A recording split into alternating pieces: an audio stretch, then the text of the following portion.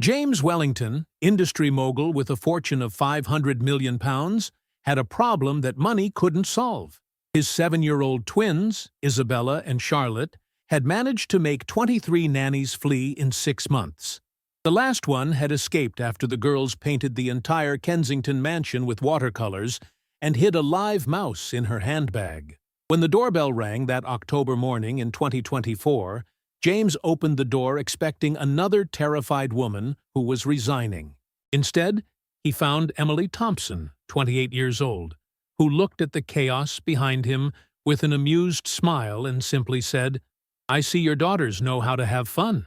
At that moment, James didn't know that this young woman would not only stay, but would transform his little terrorists into angels, and himself into a completely different man. The Wellington mansion in Kensington was an 18th-century architectural masterpiece, but on that October morning in 2024, it resembled more of a battlefield after an artistic bombardment. Multicolored watercolors decorated the French silk walls like avant-garde graffiti. Tiny handprints transformed the antique furniture into interactive installations, and a mysterious sticky substance had turned the precious Persian rug into a death trap for anyone who dared cross the drawing room. James Wellington, 35 years old, gazed in disbelief at what had once been his elegant drawing room. The culprits of this disaster were Isabella and Charlotte, his 7-year-old twins, who observed him from the center of the chaos with the same innocence as two cherubim fallen from paradise directly into a paint shop. Isabella still held in her hand a brush soaked in crimson red, whilst Charlotte hid behind her back what appeared to be a still-open pot of glitter. Since his wife Margaret had died in a car accident 2 years earlier, James's life had become a succession of traumatic resignations. 23 nannies in 6 months. It was a record that would probably deserve a mention in the Guinness Book of Records, if there had been a category for children who terrorized domestic staff with destructive creativity. Beachy, Mrs. Fletcher, the last brave survivor who had managed to last almost 2 weeks, appeared in the doorway of the drawing room with the pale face of someone who had just discovered the 8th wonder of the world of childhood terror. In her trembling hand, she held a mechanical mouse that squeaked and moved so realistically it seemed alive. The twins had also filled her bed with cold spaghetti and programmed an alarm clock to sound every hour under her bedside table. After listening to the list of the latest pranks, James watched the woman remove her apron with slightly trembling hands. Her resignation words echoed through the mansion like a final verdict. No other nanny would ever be willing to manage this situation. The sound of the doorbell interrupted James's existential crisis moment. It was probably another candidate sent by the agency, prepared for the usual speech about his daughter's minor behavioral problems. What he didn't expect was to find a young woman of about 28 years old, with chestnut hair tied in a practical ponytail and green eyes that sparkled with intelligence and humor, rather than the terror he was accustomed to seeing. Emily Thompson wore jeans and a simple but elegant white shirt, held a small vintage suitcase in her hand, and when a war cry echoed from the drawing room, followed by the sound of something precious breaking, her smile widened instead of disappearing.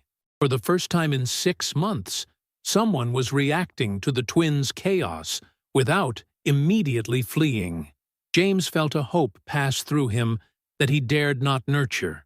When Emily entered the devastated drawing room, something happened that James had never seen before.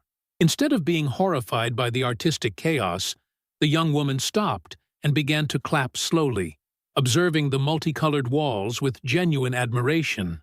She described the devastation as a very avant-garde immersive art installation, and the twins, who were about to launch their final attack with paint-loaded brushes, stopped dead in their tracks, weapons suspended in midair. No adult had ever looked at their chaos calling it art with such seriousness. Emily sat on the dirty floor, carelessly ruining her clean jeans, and began conversing with them as if they were two little professional artists rather than domestic terrorists. She discovered they had an imaginary hamster named Napoleon Bonaparte, that they organized birthday parties for non-existent animals, and that each of their pranks actually hid a desperate creativity seeking recognition. James observed from the threshold, feeling as if he were watching a documentary about whisperers of wild children. Emily was using a completely revolutionary approach. Instead of trying to impose order through authority, she was entering the girls' world, speaking their language made of imagination and adventure. The real miracle came when Emily proposed cleaning everything together and transforming the cleaning into an epic game. Each paint stain became a disorder monster to defeat. Each misplaced toy was a lost soldier to return to its regiment. The twins, who usually transformed any household chore into trench warfare, collaborated enthusiastically as if they had been enlisted in a secret mansion rescue mission. Whilst she directed operations with the natural authority of a general, but the gentleness of an older sister, Emily explained her educational philosophy to James. She had 4 younger brothers and had learned that children are not enemies to be defeated, but allies to be conquered. The key was speaking their language, adventure, imagination, and respect for their ideas, even when those ideas involved mechanical mice and imaginary hamsters. In less than 2 hours, the drawing room had returned to its original glory, and the girls seemed genuinely happy to have contributed to the restoration. James contemplated the scene in disbelief. For the first time in 2 years, his daughters were collaborating instead of destroying. Emily Thompson wasn't just a nanny. She was a miracle disguised as a young woman with green eyes and the gift of transforming chaos into harmony. Emily's first week at the Wellington household was a silent but total revolution that transformed every aspect of family life. The garage was converted into a genuine art laboratory with organized stations for painting, clay sculpture, collages, and even a corner for safe but spectacular scientific experiments. The twins, who had previously channeled their energy into acts of domestic terrorism, were now completely absorbed in constructive projects that produced masterpieces instead of disasters. Isabella created a sculpture representing the famous Napoleon Bonaparte the hamster, whilst Charlotte made her version that looked more like a small multicolored dinosaur.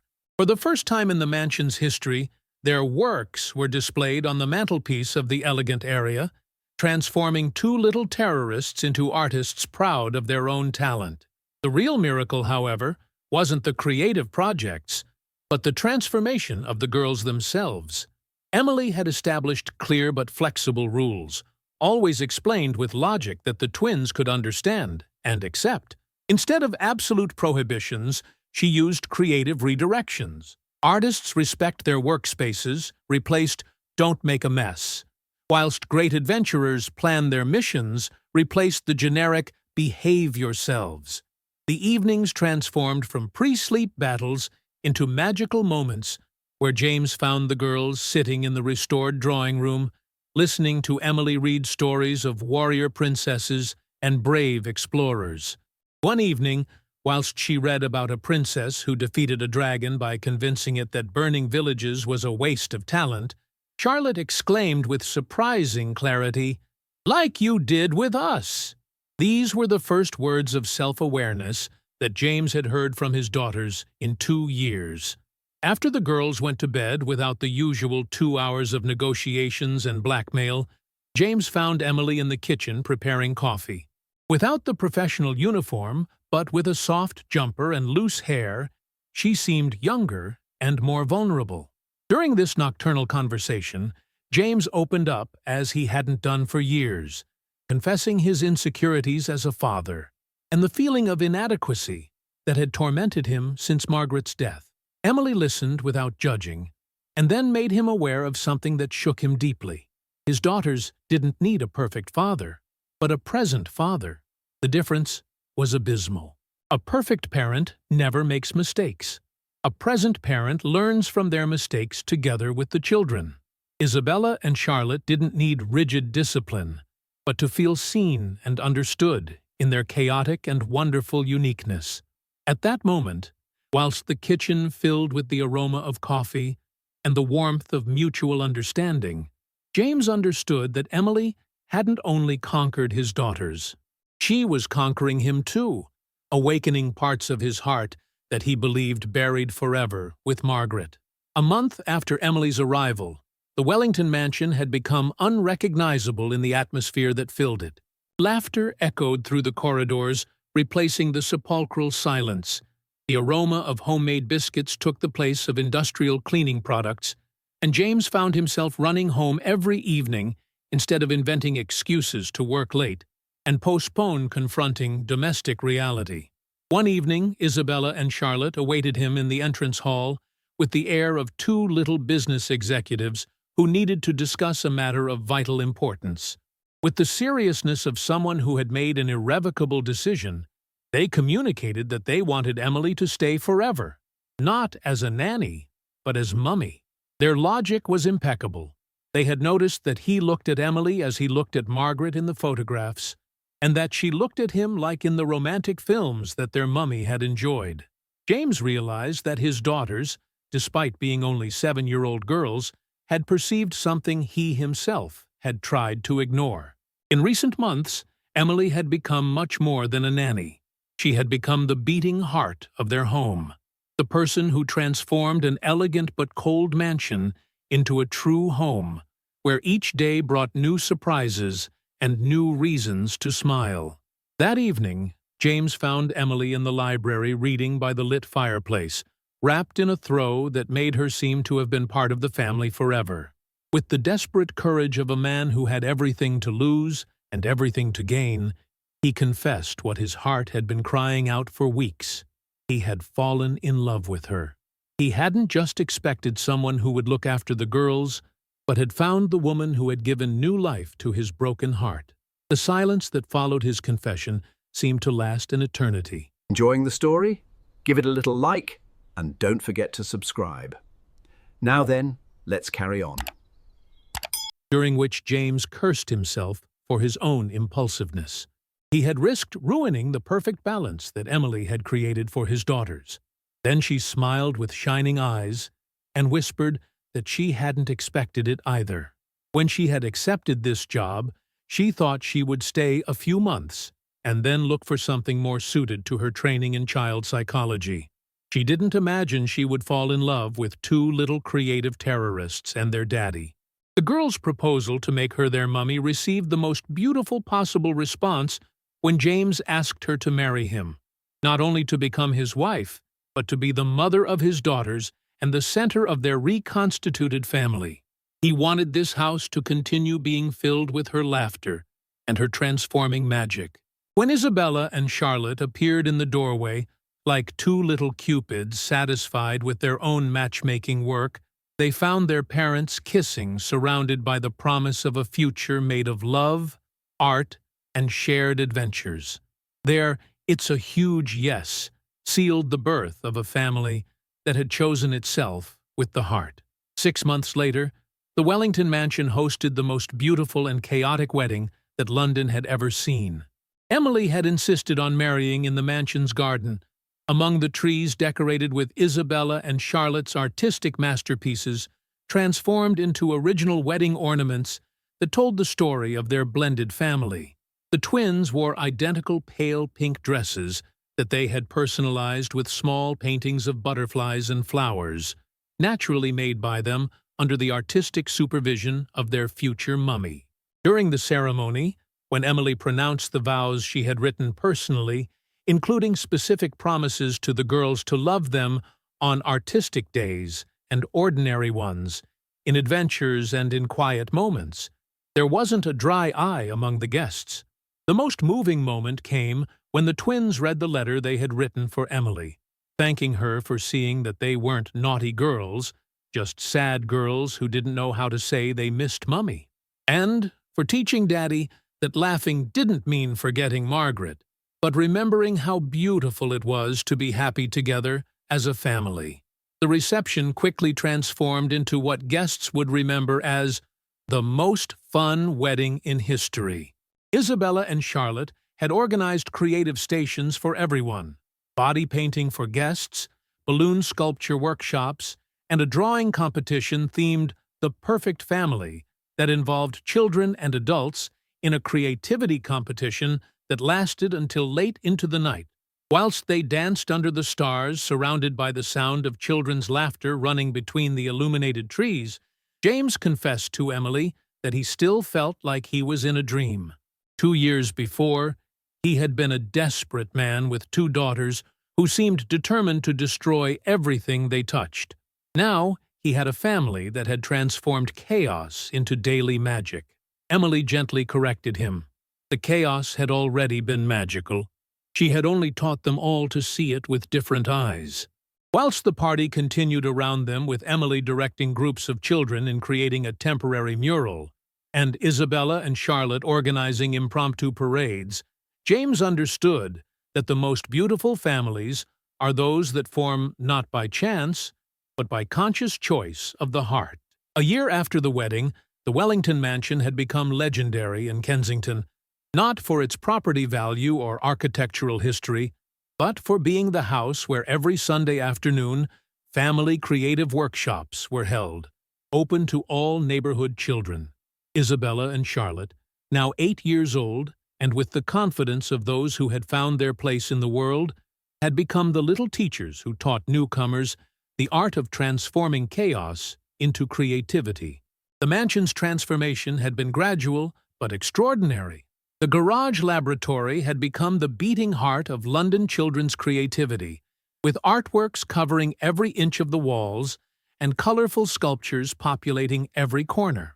Emily had organized different thematic areas: the free painting corner, where children could express their emotions through colors; the sculpture zone, where fantastic clay creatures came to life; and even a small theater where Isabella and Charlotte staged impromptu performances with costumes created from recycled materials. The mansion that had once been silent and perfect now constantly resonated with children's voices, laughter, and the sweet creative anarchy that Emily orchestrated with natural mastery. Every Sunday afternoon, the garden filled with entire families, mothers who finally saw their shy children flourish in the welcoming environment, fathers who rediscovered the pleasure of playing without thinking about work, grandparents who were moved, seeing grandchildren create masterpieces with their own hands. The neighborhood parents continually thanked James for opening his house, telling incredible transformation stories. There was little Poppy, so introverted she never spoke at school, who now led small improvised choirs during workshops. There was Oliver, a hyperactive child whom teachers considered difficult, who had found in sculpture a way to channel his energy into surprising artworks. And there was Amara, a foreign girl who spoke little English, who through drawings had begun to communicate and make friendships. James himself was unrecognizable. From a man always serious and controlled, he had become a father who could play without worrying about mess, a husband who found it romantic to prepare lunch together, whilst the girls helped by creating flower storms in the kitchen. In the evenings, instead of shutting himself in the study with business documents, he often found himself sitting on the laboratory floor, helping the girls with their projects, shirt sleeves rolled up and watercolor stains on expensive suits. He had discovered a version of himself that he didn't even know existed, a man who had understood that authentic happiness doesn't come from perfect control, but from embracing the wonderful chaos of real life. His colleagues noticed the change. He was more relaxed in meetings, more creative in business solutions, and smiled much more. Some asked him the secret of this transformation, and James always replied that he had learned from his daughters that life is too important to take too seriously. The biggest surprise came during one of their nightly rituals in the library, when instead of the usual story, Emily announced with emotion-bright eyes that they would have a new family member in a few months. The twins exploded with joy, with an enthusiasm that made the chandelier crystals tremble, already imagining everything they could teach the future little brother or sister: art, sculptures, how to create perfect sandcastles, and above all how to care for imaginary hamsters that had meanwhile become an entire colony of fantastic animals. Isabella immediately declared she would paint the most beautiful mural in the world in the baby's room, whilst Charlotte promised to create a collection of sculptural dolls to make it feel safe. Both were already working mentally to plan the most artistic and loving welcome a newborn could ever receive. 6 months later, when little Henry was born, the mansion filled with even deeper joy. The twins kept all their promises. The baby's room became a masterpiece of children's art, with a mural that told their family's story through colors and shapes that seemed to dance on the walls. Henry grew up surrounded by artworks created by his older sisters, the sounds of their laughter, and the love of a family that had learned that imperfections are often the most beautiful things we possess. The Sunday workshops adapted to include parents with newborns too, and Emily developed special sensory activities for the smallest ones. The mansion became a model of extended family that welcomed anyone who needed a place to feel accepted and loved for what they were, with all their qualities and quirks. Whilst they all embraced together on the library sofa during one of their family reading evenings, with Henry sleeping peacefully in Emily's arms and the twins leafing through picture books whilst already thinking about the next creative adventure, James reflected on how strange and wonderful fate was. 2 years before, he had been a desperate man who couldn't even find a nanny willing to stay a week with his daughters. His house had been a silent museum where order reigned, but life was completely missing. Now he had a wife who was the perfect mother for his girls and a soulmate for him. 2 daughters transformed into London's happiest little artists and teachers, a son growing up in an environment filled with love and creativity, and a house that had become the refuge for anyone who needed to feel part of something beautiful. Isabella and Charlotte had always known what type of mummy they were waiting for. That's why they had made all the other nannies flee with their destructive creativity. They were waiting for Emily, even though they didn't know it. Their childish instinct had recognized in every woman who left someone who wouldn't have been able to see the magic hidden in their chaos. And Emily had waited for them all her life, even though she wasn't aware of it, preparing herself through experience with her younger brothers and her training to become exactly the person this family needed. The Wellington family continued to grow surrounded by art, laughter, and unconditional love, becoming the living demonstration that sometimes miracles arrive disguised as brave young women who know how to transform little terrorists into creative princesses, desperate fathers into happy husbands, and silent houses into sanctuaries of family joy where every day is a new adventure to live together. Years later, when Isabella and Charlotte would become teenagers and then young women, they would always remember this period as the moment when their family had learned that true love isn't the one that eliminates problems, but the one that transforms problems into opportunities for growth and beauty. And Henry would grow up knowing he was born into a family where being different, creative, and a bit chaotic wasn't just accepted, but celebrated as the most precious gift one can offer to the world.